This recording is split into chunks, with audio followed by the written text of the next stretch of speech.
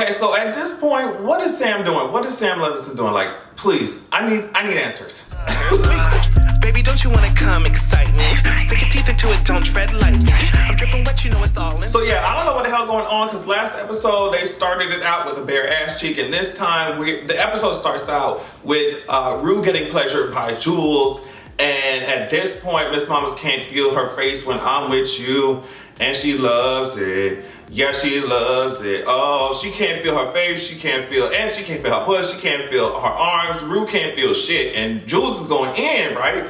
And Rue's like, I don't know what to tell you, girl. I mean, they had this whole montage, like movie parody / artistic montage for Frida Kahlo, and you know, the Titanic one had me fucking hollering, and the Brokeback Mountain one did as well. So they had this whole thing just like of Rue talking about how much she loves Jules, but she don't love her that much.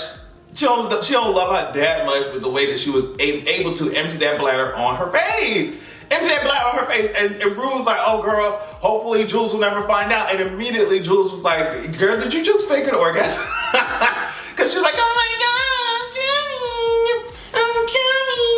And Jules was like, girl. As much as Rue tries to hide that shit, Jules immediately recognizes it. She goes to talk to Elliot about it. She's like, why would she do this? Why would she fake it? Why is she faking that shit? And Elliot, like I said, y'all gotta keep your eye on Elliot ass, okay? Elliot, knowing good and goddamn well what the reason is, that has to be the only reason, is because of what the drugs are doing to her body. Like, come on, and Elliot knows what they've been doing, and Elliot's gonna try and put this shit on Jules, like, oh, maybe you can't eat pussy, maybe you don't know how to eat pussy.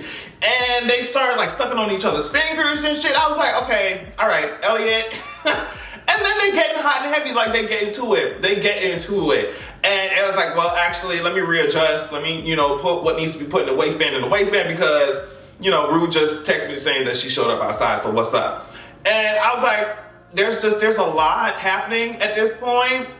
And we haven't even gotten to like the real tea of this entire episode. Now, we all know that Nate is a demon from the depths of hell. We know that. But I feel like this conversation that he's having with Maddy really shows just exactly how trifling his ass is, because Maddy says to him while they're talking out this shit, they're talking about their relationship or whatever, and Maddy said, I feel like you ruined me forever. And then Nate responds to that with, why does it sound romantic when you say it like that? I would have been like, boy, if you don't move the fuck out of my face, like, why does this sound romantic? She literally say, hey, you destroyed the fuck out of me. And you say, oh girl, that shit sound good, honey. You want another dose? And Maddy's really sitting up here thinking like, should I go in for seconds? Like, it just sounds stupid as hell. Maddy then asks Nate, like, why do you love me? Or why do you still love me? Whatever. And then Nate was like, because you're smart and cruel. And I was just like, this is just, it's not moving me. It's not moving me. It's not making me, oh, I wish they could get. It's not, as a matter of fact, I'm still mad that y'all made Nate's face heal so quickly. I'm not moved. I'm not moved. By Cal either. I'm gonna talk about him later. I'm not moved. So by this point in the episode, Maddy's birthday party is really starting to get, it's just starting. And it doesn't matter the fact that them girls just got to their house.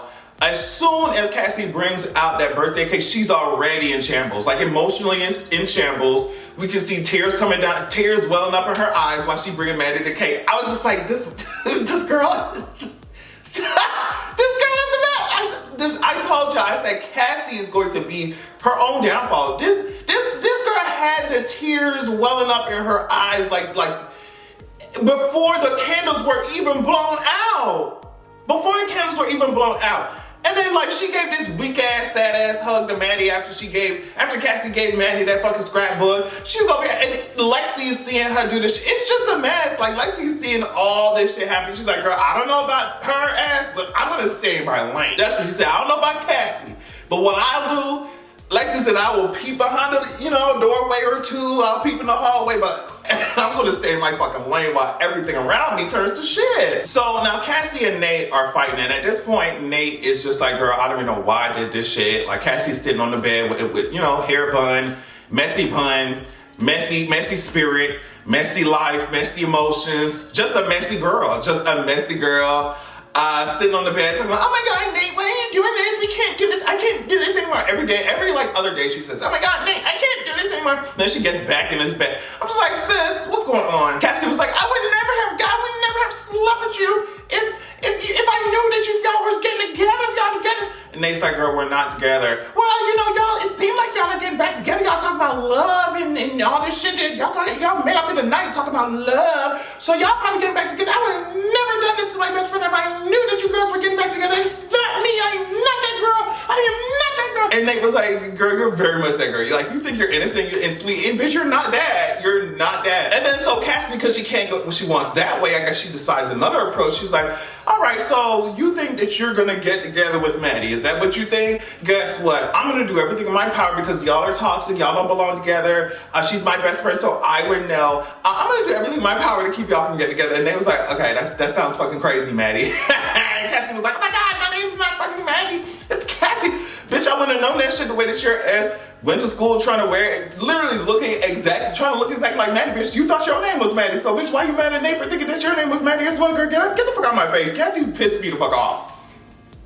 Cassie pissed me off this entire season. But then she bucks up, like Cassie bucks up and say, hey, guess what? You think Maddie is crazy? I don't care what the hell happens to me. I don't care how mad Maddie gets. If you think that Maddie is crazy, guess who's? I'm crazier. I'm crazy, and you should be scared of it. And I was like, oh shit, she had me thinking a little bit.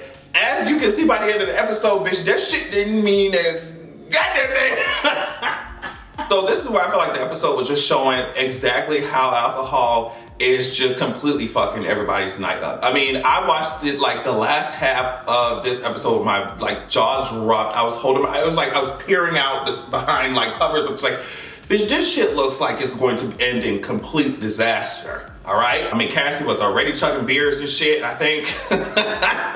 Or she's about to.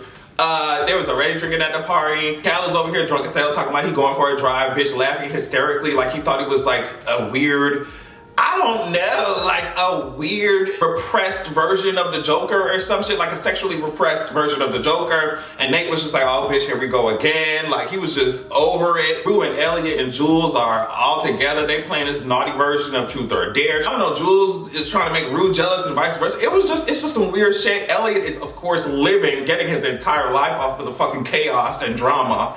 Cause I mean, he just so goddamn horny. It's a mess.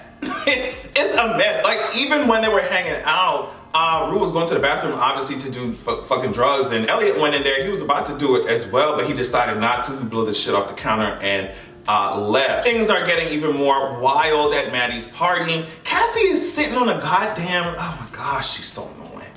Cassie is sitting on the stairs, you know what I mean, asking some random girl who's walking up the stairs, I think, or walking beside her, asking like, do you know if Nate's still coming over, right? And then the random girl's just like, yeah, that's what Maddie says. Like, that's what Maddie said. It's almost like, okay, girl, like, why you so pressed about Nate? She can't even hide. What's wrong with her ass? She can't hide her emotion for shit. And the storyline with Kat, I feel like, okay, if you're gonna introduce this whole like toxic positivity thing in the last episode and these influencers screaming in her face and all that shit, like, why don't you continue that storyline with Kat? Because I don't know, every time Kat shows up, all she talks about is just like, I hate Ethan. And it's just like, okay, you know what I mean? And now I'm looking at the writers, like, this episode, even though it was like shock value and very like, okay, too much, so many crazy things are happening, the writing is just very weird. It's been weird, but now it's getting even more weird, especially with these like strange kind of redemption kind of bullshit that they trying to put on people. And it's just like, I'm not feeling moved. So yeah, Kat, I want them to get real and get more in depth with Kat's character. So Rue and Jules and Elliot decide to go to a liquor store and steal some liquor. And I'm just like, okay, y'all decide to do that. And then you're gonna look back at Rue and be like, oh my God, why are you drinking? Like, okay. Even Elliot was just like, okay. As he should have though, because it's like you doing drugs and then on top of that you drinking all this liquor. It's like you gotta be fucking careful with that shit. He said that shit is dangerous, and Rue's like not trying to hear any of this. She's like, listen, y'all brought me to the liquor. And you mad that I reached out and I'm drinking that shit? Not like, get the fuck out of my face. So she was just like, bitch, I'm mad. Drop me off home. Jules, I cannot stand you. When she said that shit, I was like, okay, but like I said, it's just the relationships are gonna continue to dwindle. It's not looking good for our sis. It's not looking good for her. So Nate finally shows up to Maddie's party, and here come Cassie showing up to the door, opening the door like a goddamn puppy dog. Just then, it was just so pathetic. Everybody can see her ass drinking and chugging and getting crazy. Cassie's watching over here just sad and depressed and drunk as fucking Nate puts a necklace around Maddie. I mean, just Nate is showing all. Nate is coming with gifts and necklaces and shit. And Cassie, only thing Cassie got was a side eye at school, barely, when she had on Maddie's wardrobe. So it's just, I don't know what to tell Cassie. At this point, Cassie's mom is starting to see all this shit going on. She's like, okay. She's just seeing shit on Cassie's face. She knows what's going on. It's just like, okay. You was out there in the backyard, like I said, while I was washing dishes. Damn near crying and shit on the phone, and you about to do that shit now? Like, what the hell is going on? Then Cassie looks up while she's sitting on the edge of the goddamn tub, and she sees this pink bathing suit. I was like, okay, girl, this is probably where it happens, where she's, because in the promotional picture, she was standing up on that goddamn stairs in that pink suit, in that pink bathing suit. I was like, yeah, it's gonna be. And all she did was walk her ass down the stairs and literally stare at Nate. And then I was like, okay, so at this point, Maddie's brain has to literally be buried in somebody's Arctic tundra, okay, or somebody's wilderness and then fucking Everglades in Florida or some shit like that, for her not to be seeing what the hell is going on. Cassie with that obvious ass, I bet she damn near tripped down them stairs. And then Lexi comes out here like, girl, what are you doing? And Cassie's like, well, I'm just waiting for the hot tub to heat up, sweetie. I'm not doing anything. It's just like everybody knows what you're doing. Everybody can see the tears that are coming down your face while you're chugging this Miller's Bud Light. So everyone finally gets in the hot tub. Nate tries to leave beforehand, but Maddie's like, girl, if you don't get your ass in here, bitch, it's my birthday. And that's exactly what he did. He sat his ass down. And then BB says, oh my gosh, to Nate and Maddie, I'm so glad that y'all are back together. And Nate immediately comes back with, we're not. We're not. And he glances at Cassie when he says that shit. And it's just like, just two dumb idiots in a hot tub. Because now Maddie's like, damn, you said that shit quick as fuck. And I mean, she didn't lie, because they just had a conversation about their relationship or whatever it was, and you know, their history and the possibilities. And now he's sitting in a hot tub next to Cassie, who just, you know, tripped, damn near tripped, getting it all over him, getting into the hot tub. Now he's sitting up here glancing at her and saying, no, we're not together. So of course, Maddie has a reaction, and she's like, well, damn, you said that shit quick as fuck. Damn, okay, I thought we was working on it. She's like, I was gonna say no, but what about you? What does that mean? What do you mean no? What do you mean no? Not we're working on it, we're thinking about, like, automatic no. And Kat agrees, and Nate was just like, you know, well, of course Kat would agree with you. And she would never disagree. And Kat's like, I have a mind of my own. I'm just like, yes, that's true. I'm glad that y'all have this Kat character saying, yes, I have a mind of my own, but I want y'all to write the character, like, just please, give her something else. Give her something else to say other than I hate Ethan. So Maddie was like, yeah, Nate is not about to sit here and gaslight the fuck out of me. It's just not happening. It's just not happening. It's just not happening. She was just like, what happened to all that bullshit? That's why I don't believe you when you say, oh my gosh, you're the only one I care about. You're a goddess. I need to treat you like a goddess. Go to college with me, move away with me, get married, have my babies. As soon as she said have my babies, Cassie was literally screaming and crying and throwing up. And I'm not talking about the meme. I'm not talking about hyperbole. Like, bitch, she was screaming and crying and throwing up. And Cassie was already pissed beforehand, because I'm sure she was listening to Maddie say all these things that Nate had told her. I'm sure Nate had told Cassie some of the same fucking things. So now she's screaming and crying and throwing up in the hot tub, bitch. I'm talking about everybody got out that home. Everybody got out that bitch. Maddie was damn near about to throw up herself, because that shit was so disgusting, bitch. Cassie was throwing up in the goddamn hot tub, bitch. And she was doing all that talking about, oh, you need to be more scared of me, bitch. I'm crazier than her. Bitch, like, oh my gosh. And then when Nate come out here trying to get a towel from Maddie, hear how Cassie looked. He just literally rolled his eyes and kept it fucking pushing. It's just, Cassie did all that talking only to end the night with throw up on her face in her bed with her mama dragging her out the hot tub. Like, girl, and Lexi looking at her like, she's like, Lexi looking at her, that's why I stay in my room. Lexi's like, girl, that's why I don't come out here. That's why I'm writing a play. Bitch, Lexi was over here, got her notepad for her play. She said, bitch, we might need some new actors and actresses, bitch. I got a whole other act for my play, bitch. After this party. She's like, girl, thank you so much for the content. Cassie was like, oh my God, it's your birthday, Maddie. I'm so sorry. You're my best friend. I'm so sorry. I didn't mean to do that. Oh my God, can you please?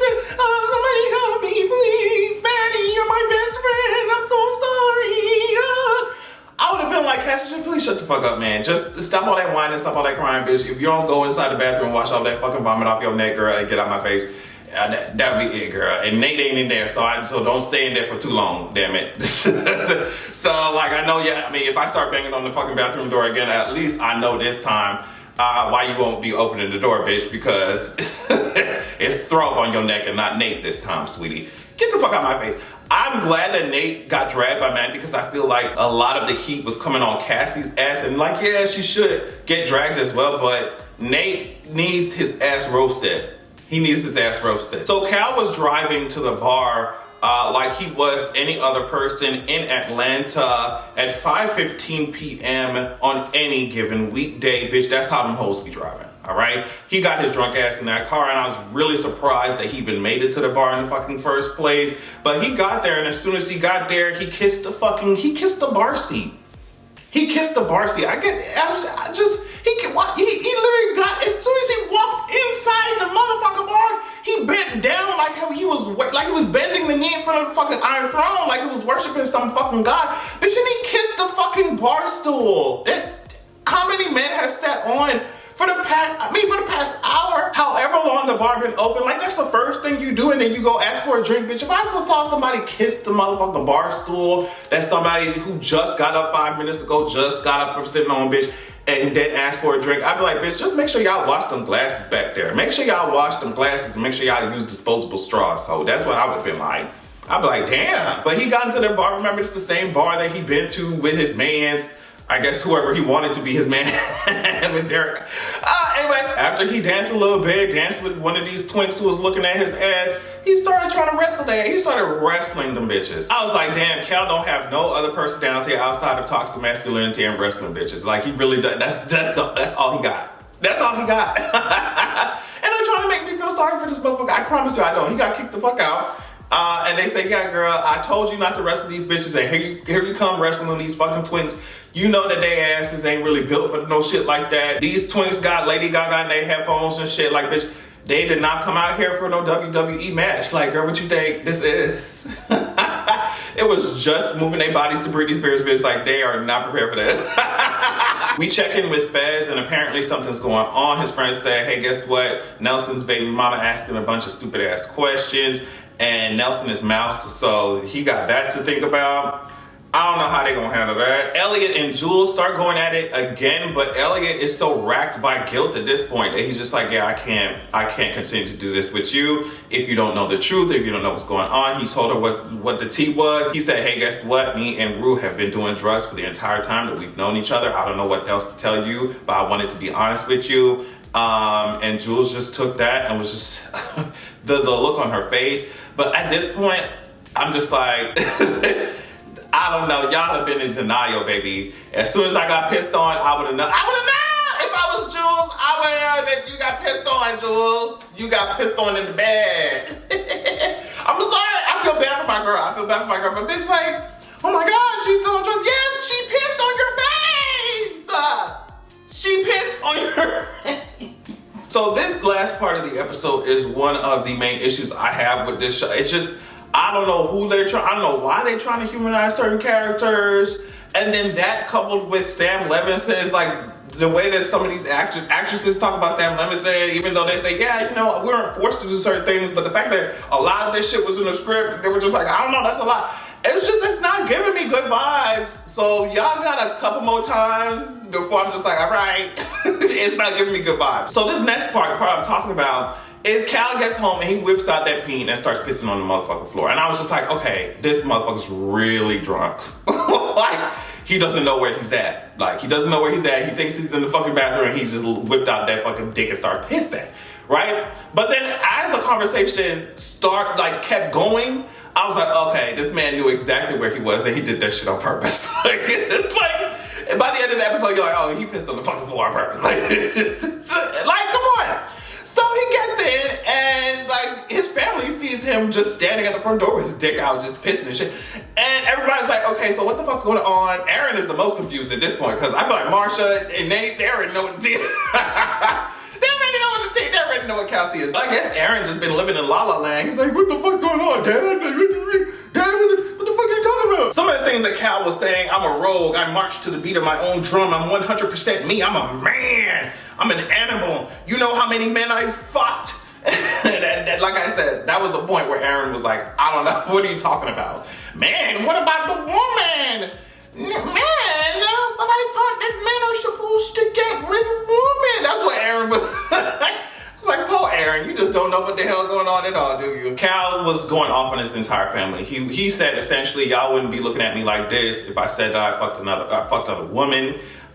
You know, specifically to Aaron, he said you would just be saying, just don't repeat it in front of my mom, or don't say that shit in front of my mom. The only reason you have an issue with it is because it's men. That's what he said. Then he goes on and says we all have secrets. He looks at this fucking family photo and there are 3 kids in it. I'm just wondering who's the extra kid? What the hell's going on? Where is the other kid? A lot of people are talking about, oh, it could be Ashtray, the kid that, because they had, like I said, 3 kids in the family photo. It's only Aaron and Nathaniel that are in the house. So it's like, where's the other kid? People are saying that's Ashtray. I don't think that it's fucking Ashtray. If it's Ashtray, I really wouldn't like that. I really wouldn't like that. It wouldn't make no sense to me. Cal goes on to say, I eat what I kill. It just gives me that ashy alpha male rhetoric that I like to make fun of all the time. He also then says, oh, well, essentially like everyone in the house is living a double life. We all are living double lives. Everybody has their own shit that they're ashamed of. He drags Marsha first, and he says, you know what? You have this whole entire shoebox full of love letters from that camp counselor or some shit. Then he looks at Aaron and said, hey, guess what? The porn that I found on your laptop, that shit was disgusting. He said, that bukkake shit that you're into? He said that shit was disgusting. Then he talked about Nathaniel at the end of it. He was just like, girl, well, your entire life is a fucking secret double life type shit. So bitch, I don't even have to drag you too much. Nate, you already know what the hell going on. So this is my problem with the writing. It's like Cal is trying to compare his secrets to his family's secrets. And it's just like, those shits don't match up, sweetie. You was fucking somebody underage and you was assaulting your fucking son. Like, I'm sorry, those shits, it does not compare. Like, how does Aaron liken water sports or piss play? Like, how is Aaron liking piss in his porn equal to you fucking underage motherfuckers? Like, it's just not the same. Because at the end of the conversation, Cal was like, you know what? My biggest regret is y'all. And I'm out. Fuck y'all assholes. And y'all can decide who cleans my piss up off the floor. So it's like, I don't know. It seems like the show is trying to set this up as like, oh my gosh, Cal has been completely set free. And he looked at his family and said, y'all backed me into a corner. I have a problem. The reason I have a problem is this family. And I'm not allowed to make emotional connections but I'm an emotional guy. It just doesn't make any fucking sense to me. If the show is trying to set this shit up as like, oh my God, finally Cal is free. He's free to live in his truth and live his life through his family that was weighing his ass down. It's just like, girl, your family that you created is not responsible for walking you through your trauma that you have not dealt with. It's just life. It's just life. They're not responsible for the trauma that you went through. You're responsible for healing that shit. That is an uncomfortable fact, but it's just the truth. So him putting all the blame of his fucked up shit, he even said to Nate, I'm sorry my double life fucked you up, and started laughing. It's just like, this to me, it's not moving to me. Cal's emancipation is not moving to me. It's like, you fucked up. A lot of people, the reason why they deal out so much trauma to their kids is because they have fucked up trauma from their own parents too, or their life before, and they use that. And it's just like hearing those excuses like, y'all fucked me up, y'all backed me into a corner. It's like, they're not responsible for that shit. You're responsible for your fucking self. Like, Nate did not give you the trauma that your dad did. You know what I mean? Aaron didn't do that shit to you. Your kids didn't do that shit to you. Life fucked you up. You know, and it's not your kid's responsibility to be a crutch for your ass or to be a scapegoat for your ass when you out here doing the nasty, fucked up, assaulting ass shit that you did. So it's like, it's not moving to me. Oh my God, he walked out the house and now he finally has his freedom to do what? Fuck other people up? Mess other people's lives up, because his shit he ain't sorted his shit out yet. So yeah, it just did not come across as like, oh yes, freeing and inspiring with the way that this abuser just said fuck y'all and left, and was just like, well, y'all just deal with the aftermath, y'all deal with the shit. Sorry I fucked you up. Literally laughing while he walks out the door. That's not moving. And no matter what, yeah, we know that he's been through some fucked up shit. Everybody been through some fucked up shit, sweetie. Everybody has. So it's like, are you gonna allow yourself to use that trauma to fuck other people up, or are you gonna get your shit together? And that's how generational cycles just continue and continue and continue and continue. So yeah, I don't know. I want to know what y'all thought about this shit. It was a lot of mess. It was a lot of foolishness. It was a lot of mess. But I guess that's why we're watching at this point. Let me know what you think of the writing, like I said, or like the way that they are moving the story forward. It's just, I don't know. I think by season 3, they need to end this shit. Because I don't know where could you take this shit for 3, 4 more seasons, bitch. Give us season 3 or season 4 maybe, and then wrap this shit up. Wrap this shit up. It's getting too, it's crazy out here. On that note, I love y'all so much. Thank you so much for watching. Make sure you check out my Patreon at patreon.com/AdrianExpression. And make sure that you also have a good goddamn evening. Don't play with